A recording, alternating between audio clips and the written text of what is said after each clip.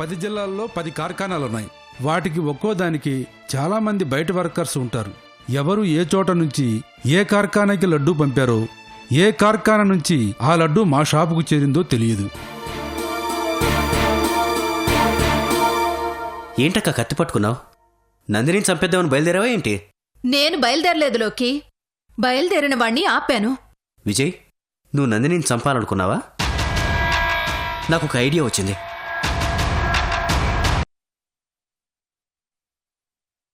నాన్నా!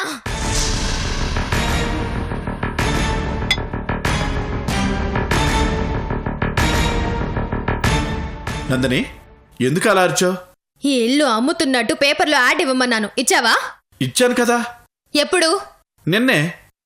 మరి ఇంకా ఎవరూ రెస్పాండ్ అవ్వలేదేంటి? ఏ రోజు ఇల్లంటే క్రేజ్ తగ్గిపోయిందా? రెస్పాన్స్ లేకపోవడం ఏంటమ్మా? రోడ్డు మీద వెళ్తే రోజు ఇంటి గురించే మాట్లాడుకుంటున్నారు అందరూ. కాకపోతే టాపిక్ కొనడం గురించి కాదు, మరి అమ్మడం గురించి. అమ్మడం గురించి ఏంటి? రోజీ గారి ఇళ్ళెందుకు అమ్ముతారు, ఇదేదో ఫేక్ యాడ్ అని ఎవరో గిట్టని వాళ్ళు ఇచ్చుంటారని అందరూ మాట్లాడుకుంటున్నారు. యాడ్ నేనిస్తున్నట్టు ఇవ్వలేదా? నీ పేరు మీదే ఇచ్చానమ్మా.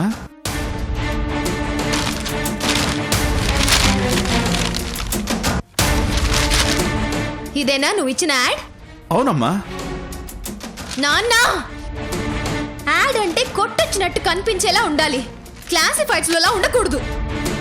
పేపర్ అందనంత దూరంలో ఉన్నా మన యాడ్ ఆకర్షించాలి, అంతేగాని అడుగు దూరంలో పెడితే అంతగా పట్టించుకొని బాక్స్ ఐటెంలా ఉండకూడదు. నువ్వు ఇచ్చిన యాడ్ ఎవరు చూస్తారు? కొనుక్కునేవాడెవడు చూడ్డు, కామన్ పీపుల్ చూస్తుంటారు. పని పాట లేకుండా పేపర్లో తేదీ తిథి వార నక్షత్రాలతో సహా చదివే వాళ్లే చూస్తారు. అలాంటి వాళ్ళు చదివితే ఇలాగే మాట్లాడుకుంటారు. ఇంకెవరొస్తారు, ఎవరు కొంటారు?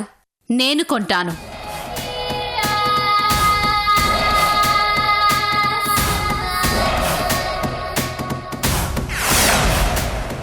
ఓ మల్లికాజీ, హాయ్, రండి రండి.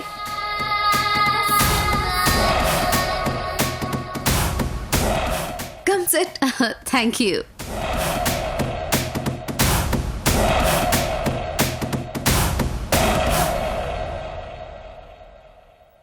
మల్లికాజీ, ఏంటి ఈ ఇల్లు మీరు కొంటారా? అవును నందిని, నేను ఈ ఇల్లు కొనాలనుకుంటున్నాను. నేను ఈ ఇల్లు పడగొట్టాలనుకుంటున్నాను, డెవలప్మెంట్కి ఇద్దామనుకుంటున్నాను. అదేదో నేనే పడగొట్టి డెవలప్మెంట్ చేస్తాను, నాకే ఇవ్వు. డెవలప్మెంట్లో కూడా ఒక 30% నీకు ఇస్తాను. అదేంటి, మీది రియల్ ఎస్టేట్ కాదు కదా? నేను రియల్ ఎస్టేట్ చేయకూడదని లేదు కదా.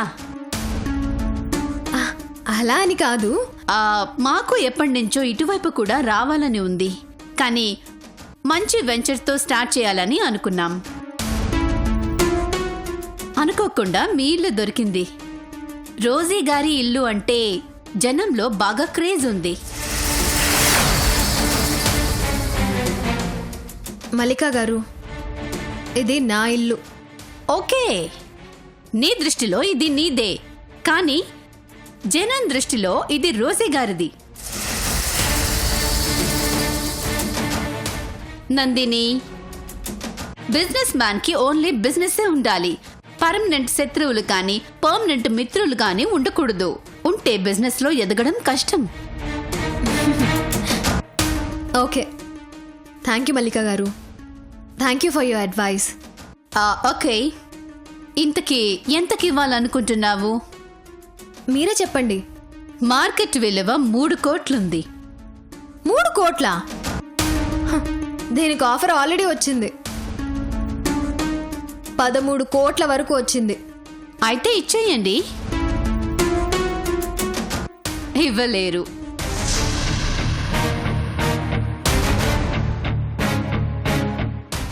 వచ్చిందెవరో, ఆఫర్ ఇచ్చిందెంతకో నాకు తెలుసు నందిని. మీకెలా తెలుసు మల్లికాజీ? మ్యాటర్ జరిగింది మా ఇంట్లో, మా ముగ్గురు మధ్య.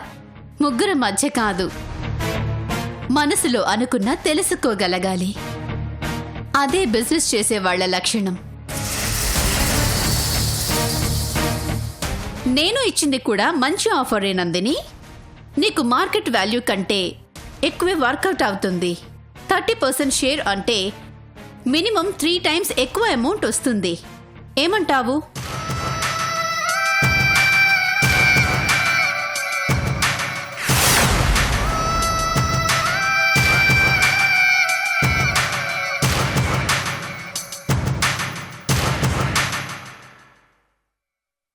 ఓకే మల్లికాజీ. Good decision. ఇదిగో అడ్వాన్స్. రేపే registration. Okay, thank you. Papers prepare చేయిస్తాను. రేపు ఇక్కడికే వచ్చేయండి. ఇక్కడి నుంచి చేయించేద్దాం. Okay, bye. అదేంటి అప్పుడే? కాఫీ తాగి వెళ్దురు, ఉండండి. అవసరం ఉన్న చోట అరగంటైనా మాట్లాడతాను. అవసరం తీరిపోయాక 1/2 నిమిషం కూడా ఉండను. అది బిజినెస్ ఉమెన్ లక్షణం కాదు. వస్తాను. Okay Mallikaji, will meet tomorrow. Bye. Bye.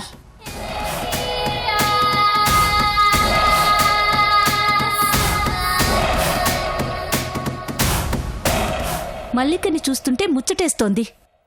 ఎందుకు? చిన్న వయసులోనే పక్కా ప్లానింగ్తో ఎలా పైపైకి వెళ్తోందో అని. అంటే నేను చీటింగ్తో ఎదుగుతున్నానా నీ ఉద్దేశం? తెలిసిన విషయం గురించి అన్నిసార్లు అనుకోవడం ఎందుకు?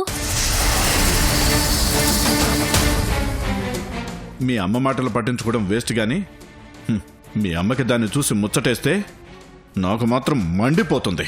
ఎందుకు? ఎందుకేంటి? నువ్వు ఆ విషయం అబ్జర్వ్ చేసావా? ఏంటి? అది నిన్ను మీరు అనడం మానేసి నువ్వు అంటోంది. నువ్వు మాత్రం దాన్ని మీరు మీరు అంటున్నావు. చీటింగ్ మీద ప్లానింగ్ ఇది పైచేయి అంటే ఇదే.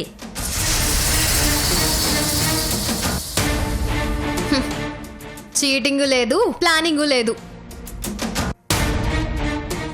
అవసరం. అవునన్నా, అది మనకంటే పెద్ద రేంజ్లో ఉంది. దాంతో ఎప్పటికన్నా అవసరం ఉంటుంది కాబట్టి దాంతో మంచితనం నటిస్తే తప్పే ఉంది.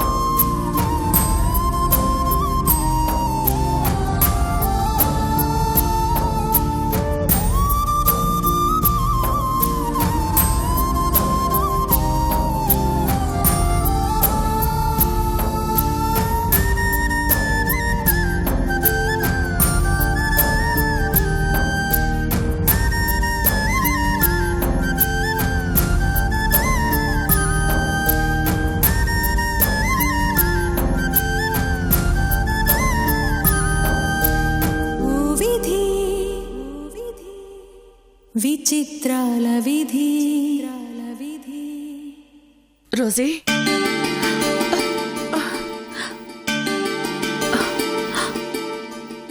రోజీ, అమ్మమ్మ, ఏం చేస్తున్నావు? ఏం లేదమ్మమ్మా, నువ్వు పడుకో. ప్లీజ్ రోజీ, నువ్వు ఇలాంటి పనులేమీ చేయకు. ఏ అమ్మమ్మా, నేను నీకు సేవ్ చేయకూడదా? నా కోసం కష్టపడుతున్నా నీకు ఈ మాత్రం సేవ చేయకూడదా? నేను ఆ ఇంట్లో ఉన్నప్పుడు నీ చేత్తో పెన్ను పట్టుకోవడమే గాని చిన్న గరిటె పట్టుకోవడం కూడా ఎప్పుడు చూడలేదు. అవి ఎప్పుడు ఎర్రగా కందడం కూడా చూడలేదు. అలాంటిది అవి ఇప్పుడు ఇలా బొబ్బలు వచ్చాయంటే అది నా వల్లే కదా.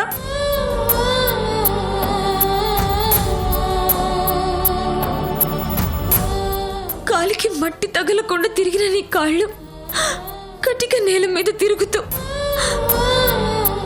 నూనె జిడ్డుతో అట్టలు కట్టేశాయంటే అది నా వల్లే కదా. నేను చేసిన, నా వల్ల జరిగిన తప్పు తప్పే, పాపం పాపమే.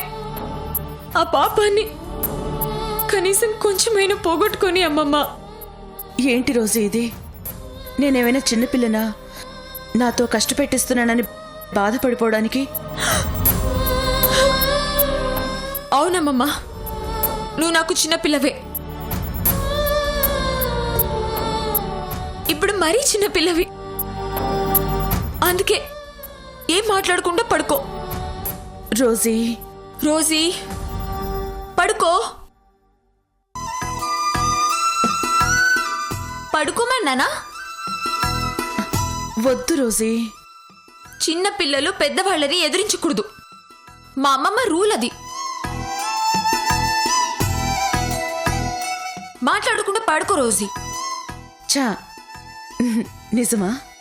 దెబ్బలు పడతాయి రోజీ, పడుకో.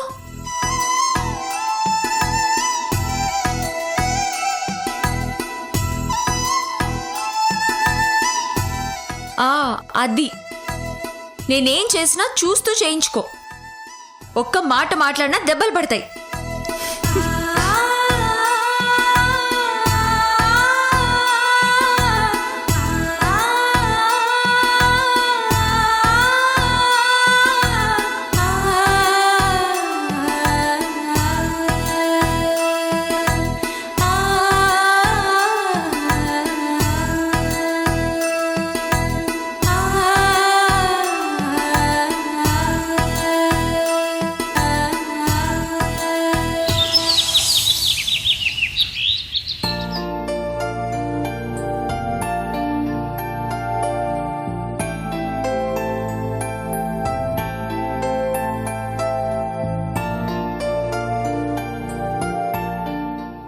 నమస్తే మేడం.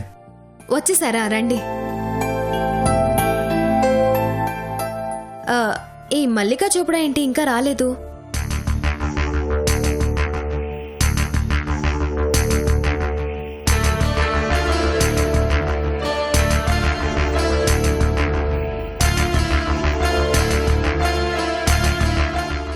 ఏంటమ్మా, ఏదో టెన్షన్ పడుతున్నట్టున్నావు? మల్లికా చోప్డా వస్తానంది, ఇంకా రాలేదు. ఈ స్టాంప్ వెండర్ కూడా పేపర్స్ తీసుకుని వచ్చేసాడు. దాందే ఉందమ్మా, ఆవిడ వచ్చిన తర్వాతే డాక్యుమెంట్స్ మీద సంతకాలు పెట్టండి. ఇప్పుడు ఆ కంగారు దేనికి? మార్నింగ్ అవర్స్ లో అయితే ఫస్ట్ మన పేపర్స్ రిజిస్ట్రేషన్ చేసుకోవడానికి అవకాశం ఉంటుంది సార్. తర్వాత జనం ఉంటారు, ఈ రోజు చేయించడానికి కుదరదు. రేపు హాలిడే, ఎల్లుండి హాలిడే, మళ్ళీ 3 రోజుల తర్వాత కానీ కుదరదు.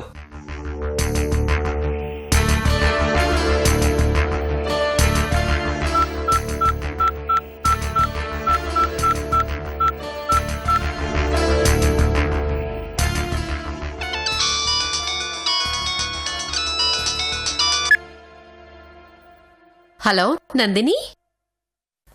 మల్లిక గారు, మీరింకా రాలేదు? రావట్లేదు. అదేంటి మల్లిక గారు, నేను పేపర్స్ కూడా తెప్పించేశాను. రిజిస్ట్రేషన్ రేపు చేయించుకుందాం. నాకు కొంచెం అర్జెంట్ పనుంది. రేపటి నుండి 3 రోజులు సెలవు. ఓకే ఓకే, ఓ పని చేస్తాను, మధ్యాహ్నం వస్తాను. Okay okay. నేను వెయిట్ చేస్తాను. ఓకే. ఛీ, ఎందుకమ్మా అంత ఇరిటేట్ అవుతున్నావు? అవసరం మనదవ్వడం వల్ల ఎవడో ఉంచుకున్న దానికోసం కూడా వెయిట్ చేయాల్సి వస్తుంది. మనకవసరం ఏంటమ్మా? మరి మనకిప్పుడు డబ్బు ఎవరిస్తారు నాన్నా? నీ బ్యాంక్ అకౌంట్లో అమౌంట్ లేదా? కోర్టు తీర్పు గుర్తులేదా? కోర్టు ఫైనల్ తీర్పు వస్తే గాని మన చేతిలోకి క్యాష్ రాదు. ఇప్పుడు డబ్బు కావాలంటే ఈ ఇల్లు అమ్మాలి. మరిప్పుడు ఎలాగమ్మా? ఈ 4 రోజులు ఆగాల్సిందేనా?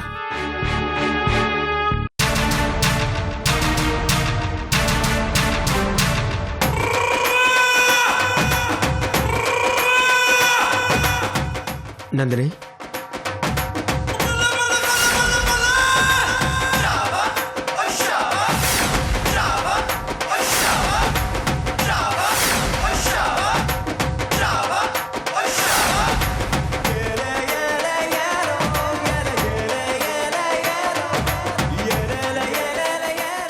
సిద్ధు, ఎవరైనా?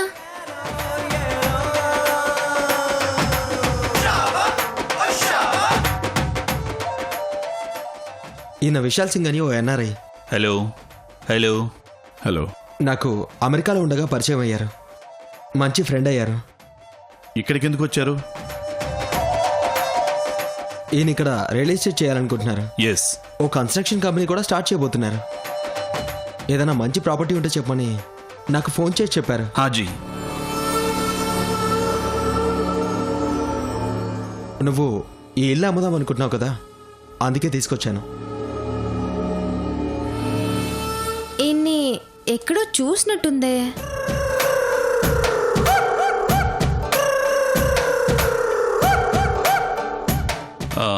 హాజీ, నన్ను అమెరికాలోని మన్హాటన్లో చూసుండొచ్చు. నా పేరు అక్కడ మారి మోగిపోతూ ఉంటుంది.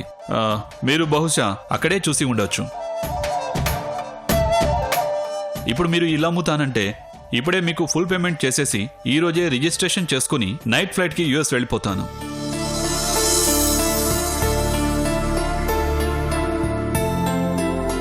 Come SIT.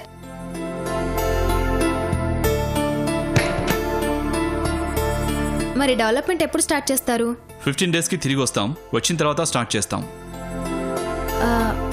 మీరు ఎంత అనుకుంటున్నారు? మీరు ఎంత అనుకుంటున్నారో చెప్తే. ఇక్కడ మార్కెట్ రేట్ మీకు తెలియదు కదా. తెలుసు. మార్కెట్ రేట్ ప్రకారం ఇల్లు 3 కోట్లు ఉంటుంది.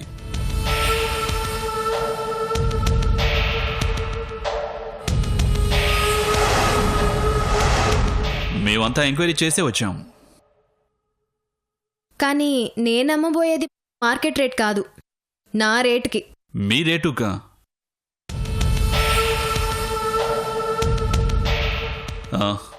ఎంతకి ఇవ్వాలనుకుంటున్నారు? 6 కోట్లకి. ఏంటి నందిని ఇది? నువ్వు సడన్గా ఇలా చేస్తే నా మాట పోతుంది కదా. సిద్ధు, నాకు నీ మీద ప్రేమ ఉంది, కానీ డబ్బు మీద ఆశ ఉంది. నా ఆశలకు నా ప్రేమ అడ్డు రావడం నాకిష్టం ఉండదు. నీ అత్యాశలతోనే నా ప్రేమని దూరం చేసుకున్నావు. ఇప్పుడు నా మాటకున్న విలువను కూడా పోగొడుతున్నావు. సిద్ధు ప్లీజ్, నువ్వు ప్లీజ్. నా గురించి మీరిద్దరూ ఫైట్ చేసుకోవద్దు. నాకు ఆ రేటు ఓకే. అంతేకాదు, వెంచర్లో 30% షేర్ నాకు ఇవ్వాలి.